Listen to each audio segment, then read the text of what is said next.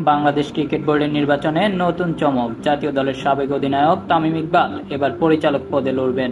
শনিবার ২৭ সেপ্টেম্বর বিসিবির club category ২ থেকে মনোনয়ন ফর্ম সংগ্রহ করা হয় তামিমের পক্ষ থেকে। রায়ের বাজার অ্যাথলেটিক ক্লাবের কাউন্সিলর মিনহাজ উদ্দিন খান তার হয়ে ফর্ম নেন।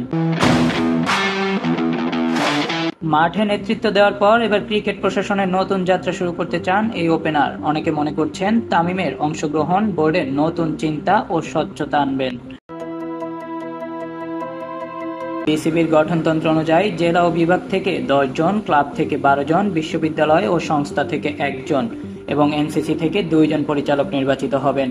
দীর্ঘ ১৭ বছরের ক্যারিয়ারে তামিম ছিলেন বাংলাদেশের অন্যতম সফল ব্যাটার।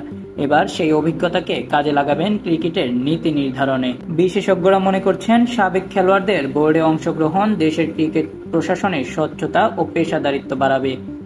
সবকিছু মিলিয়ে বলা যায় মাঠের তারকা তামিম ইকবাল এবার নেতৃত্ব দেবেন নতুন এক দলে ক্রিকেট প্রশাসনের ময়দানে।